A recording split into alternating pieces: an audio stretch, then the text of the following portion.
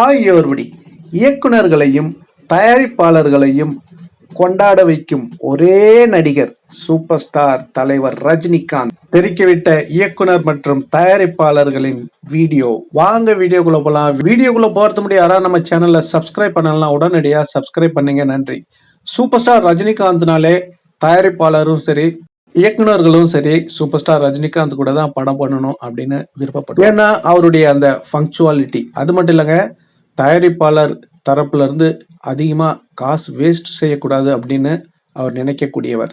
கரெக்டான டைமுக்கு வந்து கரெக்டா ஷூட்டிங் முடிச்சுட்டு எவ்வளோ நேரம் வேணாலும் அவங்களுக்காக வெயிட் பண்ணிருந்து எப்போ கூப்பிட்டாலும் ரெடியாக இருக்கணும் அப்படின்ற மனப்பான்மை கொண்டவர் சூப்பர் ஸ்டார் ரஜினிகாந்த் அவர்கள். அது மட்டும் இல்லைங்க, சூப்பர் ஸ்டார் ரஜினிகாந்த் படம்னாலே அவங்களுக்கு ஃப்ளாப்பாக சான்சஸே இல்லை. ஏன்னா மினிமம் கேரண்டி. அவருடைய படங்கள் இன்னைக்கு என்னென்ன ரைட்ஸ் இருக்குன்னு உங்களுக்கு தெரியும். ஓடிடி ரைட்ஸ்லேருந்து, ஆடியோ ரைட்ஸ்லேருந்து, சேட்டலைட் ரைட்ஸ்லேருந்து இதெல்லாம் பார்த்தீங்கன்னா அவருடைய பட்ஜெட் முழு பட்ஜெட்டையும் கவர் செஞ்சிடும். அதனால் ஃப்ளாப்ன்றதுக்கு வாய்ப்பே கிடையாது. அதுக்கப்புறம் வர வசூல் எல்லாம் பார்த்தீங்கன்னா எல்லாமே லாபம் அப்படின்றது வரலாறு. அதனால தலைவரை வச்சு படம் எடுக்கணும் அப்படின்னு எல்லாருக்கும் விருப்பமா இருக்கும்.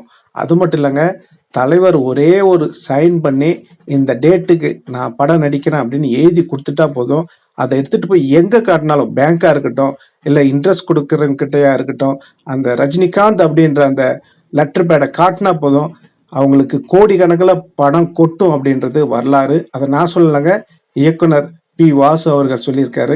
ரஜினிகாந்த் அந்த லெட்டர் பேட்ல அந்த லெட்டரை கொண்டு போய் நம்ம எந்த பேங்க்ல கொடுத்தாலும் பேங்க் இன்ட்ரெஸ்ட் பணம் கிடைக்கும். பி. வாசு அவர்கள் அந்த வீடியோல தெளிவா சொல்லியிருக்காரு. அதாவது நவம்பர் 1ஆம் தேதியிலிருந்து 21ஆம் தேதி வரைக்கும் அப்படின்னு ஒரு டேட் போட்டு நம்ம தலைவர் ரஜினிகாந்த் அப்படின்ற லெட்டர் பேட்ல கொடுத்துட்டா அந்த பேங்க்குக்கு எடுத்து போய் காட்டினா போதும் கோடி கணக்கில் அவங்களுக்கு பணம். முன்னாடியே நம்ம ஒரு தகவல் சமூக வலைதளம் வைரல் ஆயிடுச்சு. என்னன்னா, சூப்பர் ஸ்டார் ரஜினிகாந்த் படம் எடுக்கிறாங்க, அந்த தயாரிப்பாளருக்கு 100 கோடி வரைக்கும். இதுதான் தலைவருடைய அந்த மேஜிக். அதாவது தலைவருடைய படம்னாலே அது எப்படி பிச்சுக்கிட்டு ஓடும் அப்படின்றது எல்லாருக்கும் தெரியும். அது இல்லாமல் தலைவர் பார்த்தீங்கன்னா படம் நடிக்குள்ள அவர் சம்பளமே முன்னாடி வாங்க மாட்டாராம். ₹1 சம்பளம். நீங்கள் ஆல்ரெடி நீங்கள் கேள்விப்பட்டிருப்பீங்க. பி. வாசு கூட அந்த வீடியோவில் சொல்லுவார், இவர் வந்து சம்பளமே வாங்க மாட்டாராம். அதே மாதிரி பார்த்தீங்கன்னா எல்லாரும் சொல்லுவாங்க. ஏன் நம்ம கலாநிதி மாறன் சன் பிக்சர் அவர் என்ன சொன்னார்? அவரும் அதை தான் சொன்னார். சூப்பர் ஸ்டார் ரஜினிகாந்த் அவர்கள் ₹1 கூட பணம் வாங்க மாட்டார். படம் வியாபாரம்லாம் செஞ்ச பிறகு லாபம் வரும் அப்படின்ற பட்சத்தில் அவர் தன்னுடைய சம்பளத்தை வாங்குவார். அதுக்கு முன்னாடி ₹1 சம்பளம், அவ்வளோதான்.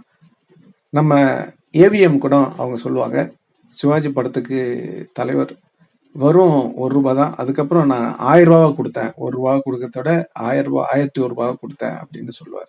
இதுதான் அவருடைய சம்பளம். படம் முடிஞ்சு அவங்க வியாபாரம்லாம் முடிஞ்சு லாபகரமாக முடிஞ்சதும் அதுக்கப்புறம் தான் சம்பளத்தை தலைவர் வாங்குவார். இதனால என்ன ஆகுதுன்னு தெரியுங்களா? அதாவது இப்போ நடிகர்களுக்கு நிறைய சம்பளம் கொடுக்குறாங்கல்ல, இந்த சம்பளம் அவங்க இன்ட்ரெஸ்ட்டுக்கு வாங்கியிருந்தா அது எவ்வளோ இன்ட்ரெஸ்ட் ஆகும் பாருங்க. இப்போ தலைவர் வந்து ஒரு 100 கோடி 200 கோடி சம்பளம்னு வைங்களா, அப்போ அதுக்கு 1 வருஷம் 2 வருஷம் ஒரு படம் எடுக்கிறாங்கன்னா எவ்வளோ அதுக்கு வட்டி. ஆனால் இங்கே சில நடிகர்கள் பணத்தையும் வாங்கிக்கிறாங்க, கரெக்ட் டைமுக்கு வரது கிடையாது. இயக்குநர்களையும் சரி தயாரிப்பாளர்களும் சரி அலைய விட்டுறாங்க அப்படின்றது எல்லாருக்கும் தெரியும். அது எந்தெந்த நடிகர் நான் சொல்ல தேவையில்ல. ஒரு 2 படம் நடிச்சிட்டாலே அவங்க பெரிய பந்தா, காட்டுற பந்தா தாங்க முடியல. அவங்களுக்கு இந்த ஹோட்டல்லேருந்து காஃபி வேணும், அந்த ஹோட்டல்லேருந்து பிரியாணி வேணும் அப்படின்னு எல்லா தயாரிப்பாளருடைய காசை வேஸ்ட் பண்ணுவாங்க. அதேமாரி பார்த்தீங்கன்னா இவங்க 3 ஸ்டார் ஹோட்டல்லாம் தங்க மாட்டாங்க, பெரிய பெரிய 5 ஸ்டார் ஹோட்டல் தான் வேணும்னு கேட்பாங்க. தலைவர்லாம் சாதாரண ஹோட்டலே போதும்பா அப்படின்னு போய் தங்கிடுவார். அப்படிதான் எல்லாரும் சொல்கிறாங்க. அது மட்டும் இல்லைங்க, எந்த ஒரு டைம்லையும் எப்பயும் ரெடி அப்படின்னு சொல்லுவார். இப்போது இயக்குனர் வந்து காலையில் ஒரு 5 மணிக்கெல்லாம் ரெடியாக இருக்குன்னா இவர் வந்து 4 மணிக்கெல்லாம் ரெடியாக உட்காந்துட்டு இருப்பாராம் ஷெட்டில். அது டைரக்டர் வராங்களோ இல்லையோ அதுக்கு முன்னாடி 4 மணிக்கெலாம் வந்து மேக்கப்லாம் போட்டு கரெக்டாக 4, 4:30, 4:45 அங்கே ரெடியாக இருப்பாராம். அது யார் வராட்டாலும் தலைவர் அங்கே இருப்பாராம். அதனால் எந்த வகையிலையும் தயாரிப்பாளருக்கும் சரி இயக்குனருக்கும் சரி அவர் எந்த தொந்தரவும் கொடுக்க மாட்டாராம். இன்னைக்கு வரைக்கும் என்ன சொல்றாங்கன்னா, இயக்குனர் வந்தாங்கன்னா எழுந்து நின்று தான் சொல்லுங்க சார் அப்படின்னு தான் கேட்பாராம். இது தலைவருடைய குணம் அப்படின்னு சொல்றாங்க. ஆனா சில நடிகர்கள் 2 படம் ஹிட் ஆனதும் கால் மேல கால் போட்டுக்கிட்டு இயக்குனரா வா அப்படி போ அப்படின்றது. தலைவர் அப்படி கிடையாது. வாங்க சார் அப்படின்னு எழுந்து நின்று அவங்க சொல்றதை கேட்டு அதன்படி நடிக்கிறாரு அப்படின்ற தகவலும் வந்துருச்சு. அது மட்டும் இல்லைங்க, தலைவருடைய இந்த அற்புத குணம் இன்னும் நிறையா இருக்கு. நம்ம ராஜன் தயாரிப்பாளர் சங்க தலைவர் ராஜன் என்ன சொல்றாருன்னா, தங்கமகன் படத்துக்கு தலைவர் நடிச்சிருந்தாரு தெரியும். அப்போ அவருக்கு உடல்நிலை சரியில்லாம போயிடுச்சான். அதுக்காக சம்பளம் அவர் வாங்கல முன்னாடி. எந்த படத்துக்கும் அவர் சம்பளம் முன்னாடி வாங்க மாட்டார்.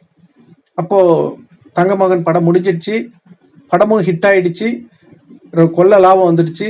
அதுக்கப்புறம் ஆர்.எம். வீரப்பன் தான் அந்த படம் எடுத்தாங்க, சத்யா மூவிஸ். அப்போ அவருக்கான சம்பளத்தை கொடுத்து அனுப்புறாங்க. அப்பயே 10 லட்சம்னா ஒரு சூட்கேஸ் நிறையா இருக்கும். ஏன்னா அப்பயெல்லாம் 50 ரூபா அந்த மாதிரி தானே இருக்கும். 50 ரூபா தானே அதிகபட்சம், 50 100 தானே. அதுக்கு இப்போல்லாம் 500 ரூபாலாம் கிடையாது. அப்போ ஒரு சூட்கேஸ் ஃபுல்லாக இருக்கும் இல்லைங்களா? அதை எடுத்துட்டு போய் அங்கே தலைவருடைய மேனேஜர்கிட்ட கொடுக்குறாங்க. அப்போ அதை வாங்கிட்டு தலைவர் என்ன பண்ணிட்டாரு, மறுநாள் தலைவருடைய நண்பர்கள் ஆர்.எம். வீரப்பன் அவர்களுடைய வீட்டுக்கு வராங்களாம் அந்த பெட்டியோட. ஏன் அப்படின்னு சொல்லிட்டு கேட்குறாங்க. அப்போ தலைவருடைய நண்பர்கள் சொல்றாங்களா, இது போல தலைவர் உங்க படத்துல நடிச்சிருக்குள்ள ஒரு 2-3 மாசம் உடல்நிலை சரியில்லை, அதனால கொஞ்சம் தள்ளி போயிடுச்சு, அதனால உங்களுக்கு அந்த செலவுலாம் அதிகமாக இருக்கும், அதனால இந்த சம்பளம் வேண்டாம் அப்படின்னு சொல்லிட்டு அவர்கிட்ட திருப்பி கொடுத்துட்டு வர சொன்னாங்க அப்படின்னு. அப்போ பாருங்க, பொட்டி பொட்டியா பணத்துக்கு அலைஞ்சிக்கிட்டு இருப்பாங்க மற்ற நடிகர். பணத்தை வாங்கிக்கிட்டு தயாரிப்பாளர்களையும் இயக்குனர்களையும் சுத்தல்ல விடுவாங்க. ஆனா இவர் என்னடானா, பணமே வானான்னு ஒரு பொட்டி பணத்தை திருப்பி எடுத்து போய் கொடுத்துருக்காரு அப்படின்னு நம்ம ராஜன் அவர்கள் ரொம்ப பெருமிதமா சொல்லிட்டு இருக்காரு. இதுதான் தலைவருடைய குணம். இதனால தான் இயக்குனர்களும் சரி தயாரிப்பாளரும் சரி தலைவர் கூட இணைந்து படம் செய்யணும் அப்படின்னு ரொம்ப ஆர்வமா இருக்காங்க. ஏன்னா அப்படி தலைவர் கோஆப்ரேட் பண்ணுவாராம். அது தயாரிப்பாளருக்கும் சரி இயக்குனருக்கும் சரி அப்படின்றது நான் சொல்ல தேவையில்ல. எல்லா பதிவுலையும் நிறைய இயக்குனர்கள் நிறைய தயாரிப்பாளர்கள் இதை பற்றி சொல்லியிருக்காங்க. இது வரைக்கும் எடுத்த படங்கள்ல எந்த தயாரிப்பாளர்களுக்கும் நஷ்டம் இல்லை அப்படின்றது எல்லாருக்கும் தெரியும். ஒரே ஒரு தடவை தான் நஷ்டம் ஏற்பட்டுச்சு பாபா படத்துல. அதை அவரே கூப்பிட்டு அந்த நஷ்டத்தை ஈடுகட்டி எல்லாருக்கும் லாபமாக கொடுத்தாரு. அதுதான் தலைவருடைய குணம். நஷ்டம் கிடையாது. ஏன்னா என் படம் வாங்கி யாரும் நஷ்டப்படக்கூடாது அப்படின்னு சொல்லிட்டு படத்தை வாங்கினதோட டபுள் மடங்கா தலைவர் கொடுத்தாராம். இது திருப்பூர் சுப்பிரமணியம் அவர்கள் சொல்லியிருந்தாங்க.